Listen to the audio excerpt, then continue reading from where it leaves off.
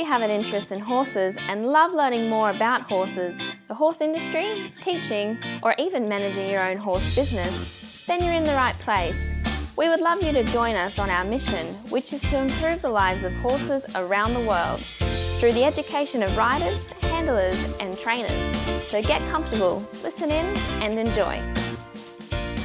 Hello everyone. Today I'd like to introduce you to Ben Netterfield. Ben's a show jumping specialist. He's an NCAS Level 3 show jumping coach and coach educator. And Ben's also got an interesting slant on that. He's an AIPC Leadership Coach. We're going to talk a little bit about his specialty there, more to do with accidents and injuries.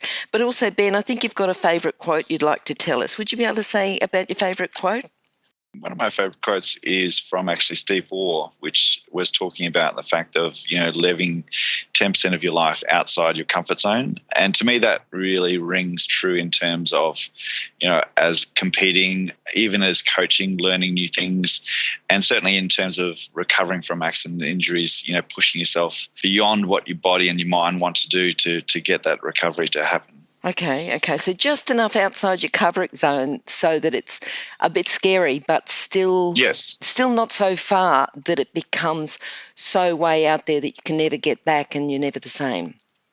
Well, you never want to be the same, but yeah. Yes, that's the theory. You got to try and judge that moment, but it's often your body and mind are often telling you something, and when we're often learning new things, like we all talk about the outside rein, when you're first learning the outside rein, it seems the most counterproductive thing in the whole world. And then suddenly when you get it, it's the easiest thing in the world. But, unless you're prepared to give in and let yourself do that, that's one of probably the examples in riding, which once you get it, it's the wonderful thing. Before that, it seems very counterintuitive. Yes. All right, Ben, how did you actually start? So you've done quite a lot show jumping. Did you start as a generalist rider, or how did you start? Tell me a little bit about your first experience riding.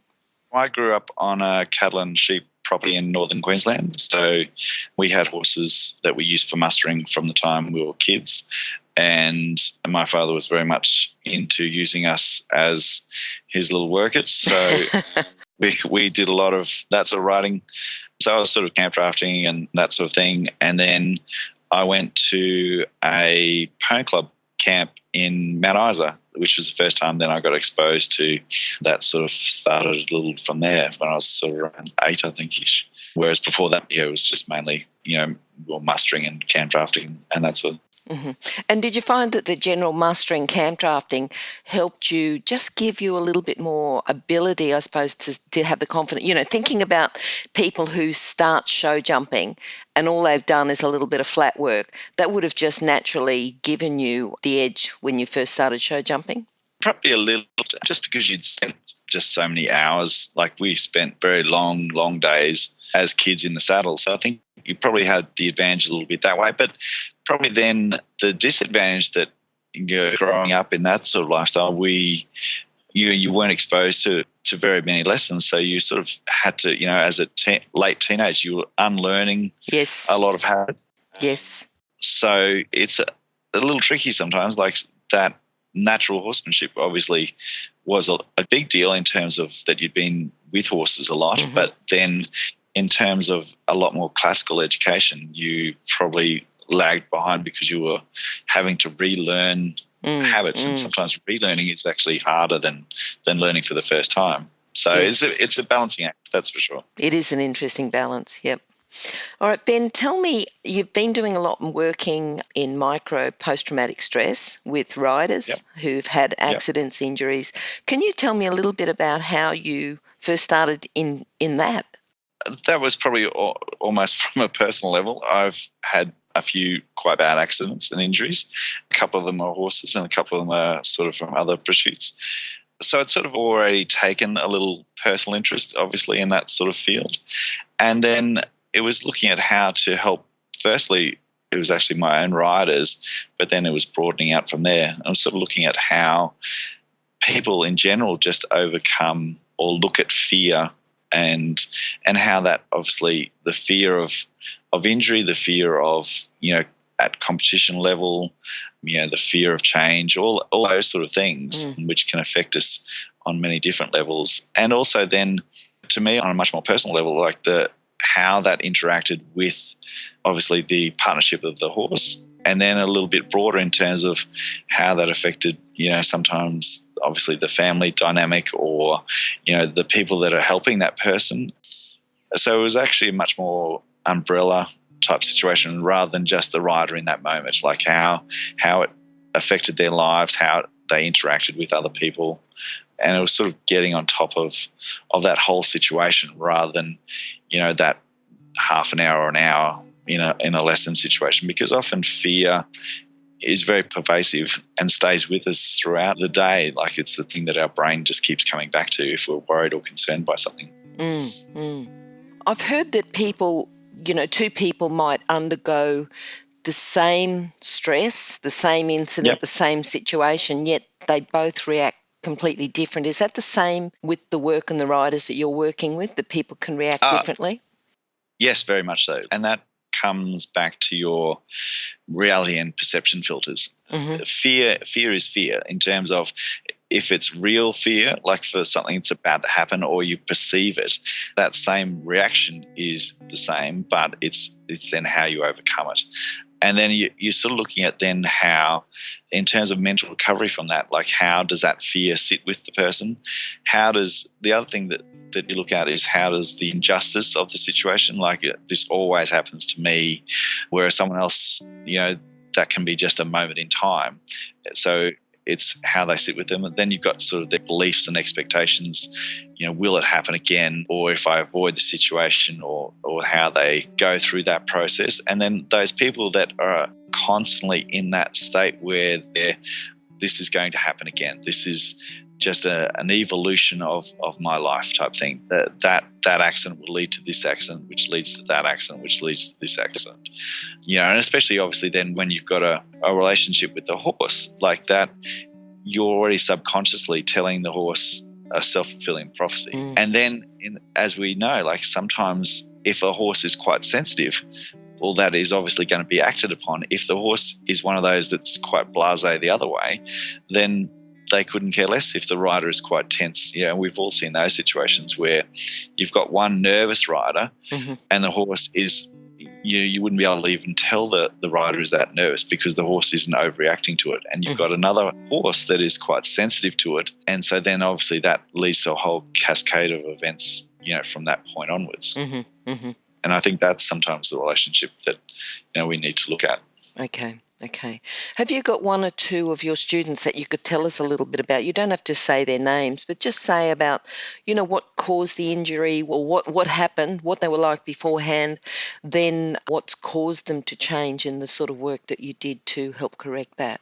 I think one of the obvious ones is just a random fall. Like this person has had a random, like where the horse has fallen down, and it's sort of, that's sometimes often the way where those ones that come out of the blue sometimes knock us the most. And it's in that situation that's sometimes easy in terms of putting it in perspective where people aren't blowing that situation out of proportion. So that's where you're certainly looking at, what is the reality compared with what the perception. Like, so the accident itself was from a very banal set of circumstances in terms of the horse going through a turn, it fell down, the rider fell down, that in the situation, the horse getting back up and has knocked the rider out. We've all seen those, 1 second later, the rider could have rolled clear and nothing more would have happened in that situation. But the fact that the rider that was then knocked out, that's obviously shaken them a little bit more. And so you're just looking at making sure, though, that the actual injury and incident itself was actually quite benign in terms of, it was a small series of circumstances that led to an overall, and how often that they would be exposed to that again. And it's also then talking with the people around them that they also, if you've got a student or, a young rider, that if the parents aren't at all horsey, and they're already nervous about, their child being exposed to this dangerous animal and suddenly they've got an unconscious child on the ground, that obviously is going to make them a little nervous as well. And it's making sure that they realise what they're saying and doing is obviously going to also have an effect, on that rider. So Yes. it's making sure the whole situation is understood and also put into perspective in terms of, they couldn't have avoided that situation. There was some things that rider could have slightly done differently. But in terms of once the accident was in process, then it's just, they had a good helmet, which, saved them, and that's always really important. They had good safety strips, so they weren't hung up or anything. So the accident didn't lead to an escalation by a series of, non-helmet or shoes that then got caught up and things like that. And so it's just making sure in that way it was put into perspective. And over the 3 weeks, they had 10 days, I think it was, where they didn't ride. And then the 3 weeks after that where, it was just making sure that they and the horse had no lingering after effects. They were allowed to stretch out their pace. They were allowed to change their position. They were allowed to, do little checklists to them that actually said to them, yep, you're actually safe and in control again. And that going through a really, in that way, rather than just, get out and ride. Yep. That person required you to actually, for some people, you can just say, you just get out and ride and, they've blown it away. And blow out the cobwebs, we're off. Yep. Whereas for that person who does tend to sit on things, does tend to overthink things a little, you sort of put them through a bit of a checklist and said, okay, let's do this. Let's make sure your position's nice and strong. Let's make sure your horse is responding to your turn. Let's make sure, your horse feels it's nice, confident and it's jumping again. And once they could see that we'd ticked off this little bit of a structured list, then they felt safe with that. Good. That coming back to that list made them feel confident with everything. Okay, good. All right, now what about, that's sort of someone having a recent fall. What about if they've had a long-term not riding? Like sometimes people, when they're younger or when they're kids or teenagers, we have horses and just life circumstances, maybe financial, maybe, moving, different other reasons, have a long break. All that sort of stuff. Exactly. And then they might be 10, 15, 20 years later and say, I want to start riding again. What about that? People do lose confidence, but what can you do there? I think probably the biggest thing is one factor of obviously you're older, and sometimes people, they haven't done any other sport or any other real activity in that time. They've probably haven't realised how much their body has changed, how much their reaction time has changed, how much their centre of gravity has changed, how much all those little factors will often take a much bigger subconscious effect than they realise. If they've been doing other sports, that's a little bit different, but certainly if they haven't been doing very much other than, like, so if they were only riders before and then they had stopped riding and now they're trying to get back into riding. So you have that, just that, and that's probably a big effect than people realise in terms of just changing your centre of gravity, just changing your reaction time. That makes anyone a little cautious by nature. And then also, what seemed, because often, not always, but often you're a little bit more gung-ho, and I used to be able to just jump on. The thing that you hear the most is I used to be able to just jump on and off I go. Yes. A bit of that carefree, which, that's usually your teenage years. You are often a little, it's a bit like we don't like them to get licenses sometimes. Yes. Sometimes they're not so aware of all the things that can go wrong. I think that often comes as a little bit of shock. I used to jump on and I used to gallop off into the paddock. And that's great. It's just giving them, yes, you possibly can do that again soon, but you just need to get your balance, get your control, get your fitness. That's probably one of the biggest things, is apart from anything else, getting your fitness back, getting your eye-hand coordination, getting your sense of, it's like when people first start learning to drive, you're almost doing that again in terms of, 50 kilometres an hour when you first learn to drive feels like, crazy speed. And then when you've been driving for 5 or 6 years and you come back to 50 and you feel like you're just falling around the side street. So you really lose that sense of speed, which is often one of the other things to get. So it's actually just getting them to have a time frame that's realistic. I think that's probably one of the biggest things, a time frame that's realistic to get all those things going again. Like riding is one of the few things that we use a lot of feel. Most of our sensory perception comes from our eyes. In life, the less you're doing with your body, the more that is getting stronger. And then you're suddenly being asked to go back to using a sense of feel as one of your strongest aids. So it's actually reattuning that, getting that sense of sound also, like a horse trotting or cantering.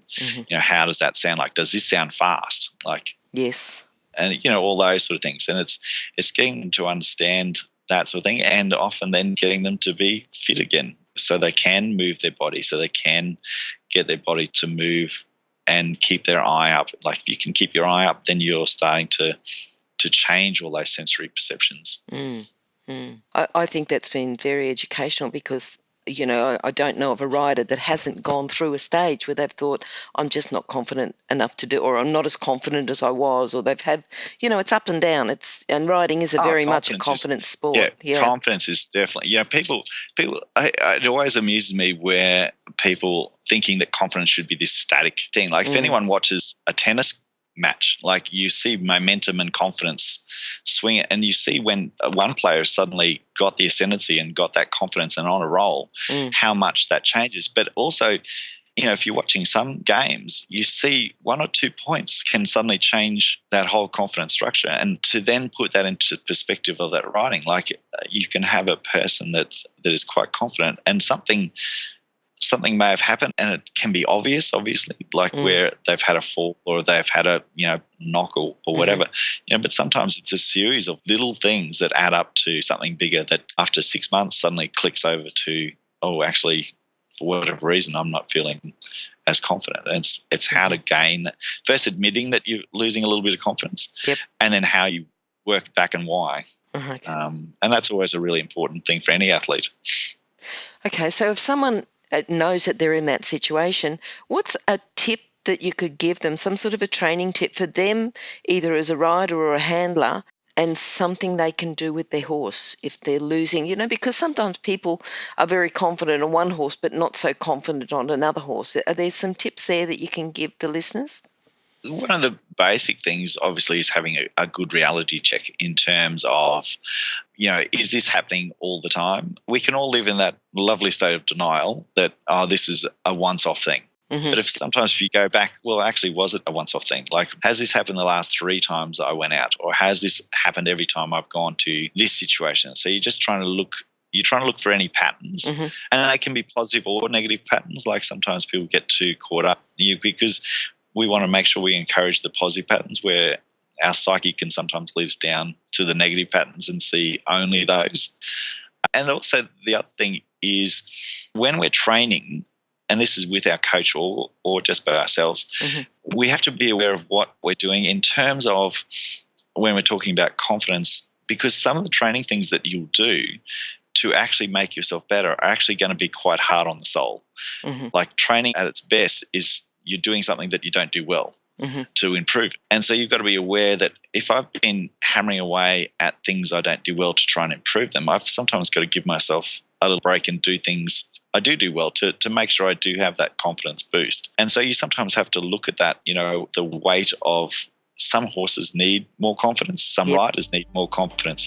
Leading into a big event, some horses and riders need to be pushed to the edge, and some you need to be bringing them back and actually, you're better off, instead of having a peak performance, you're better off having them super confident. And if they're super confident, they're actually going to give you a better performance anyway. So it's sort of looking at all those different angles is probably one of the big things. So it's good to make sure you have someone you trust that you can talk to, and make sure that person is in your corner. Like they don't have to necessarily be a positive person, but that they've got your best interests at heart. Like, so they're not afraid to say something that you need to work on, but they're also not that negative voice that just is Deputy Downer anyway. And that's probably sometimes what we've always got to be careful. Like, we talk about a little bit, who packs your parachute?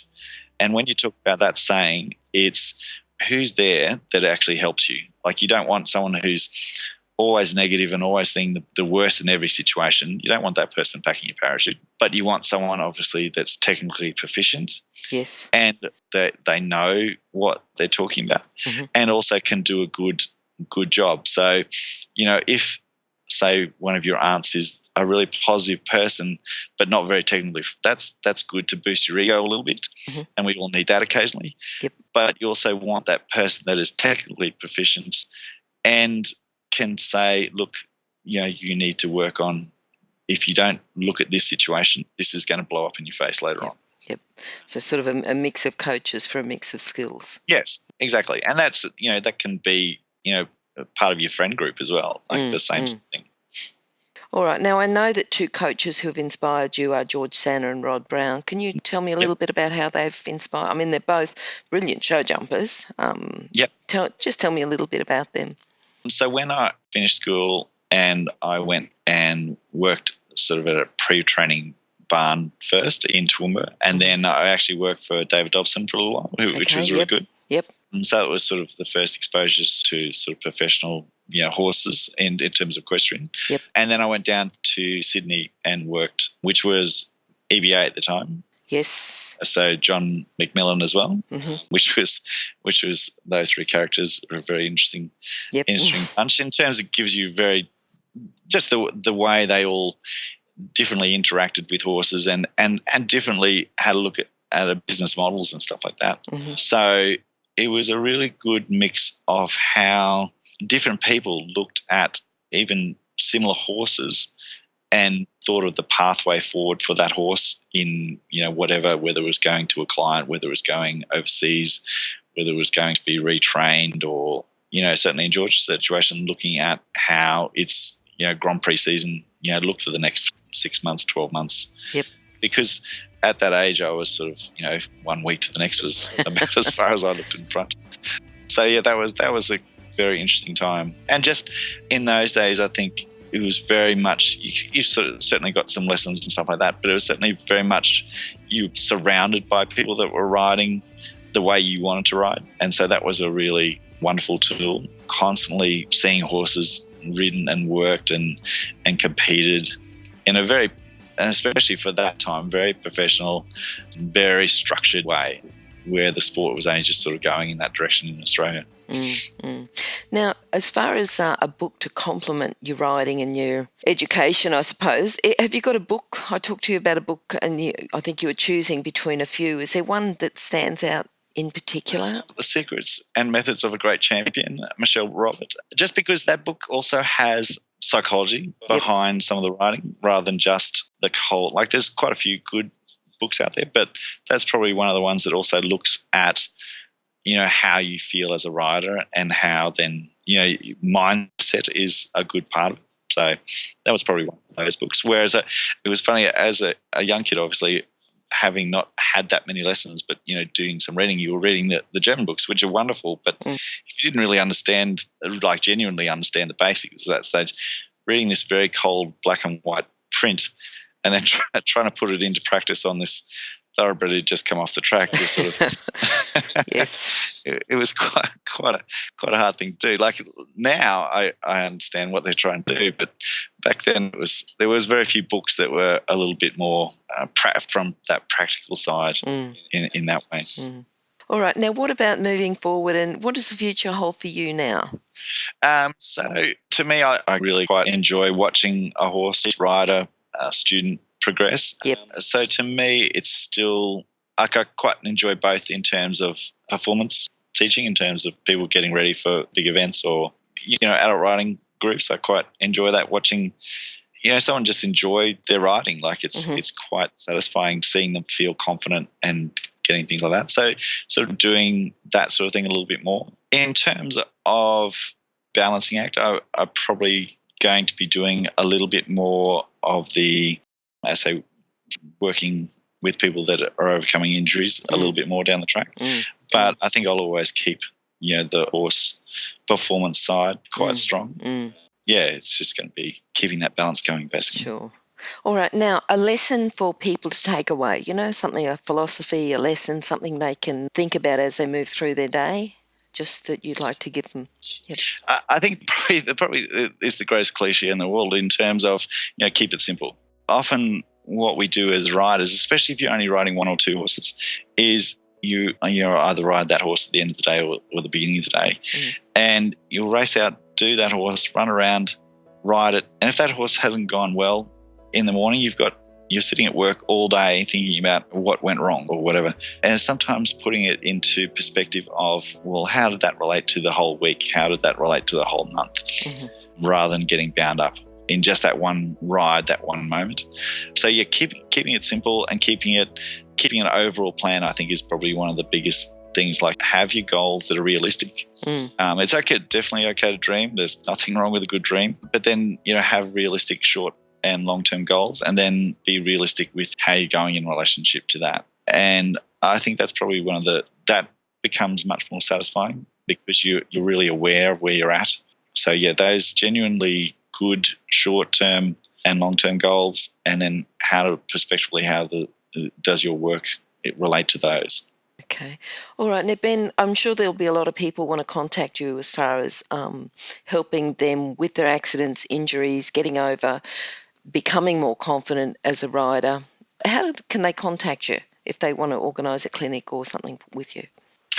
So it's my details are on the EA website. Yep. And I actually have a webpage, which is just Ben Netterfield Christian Services. Okay. That's sort of the two main. But yeah, the email address on the EA website. No worries.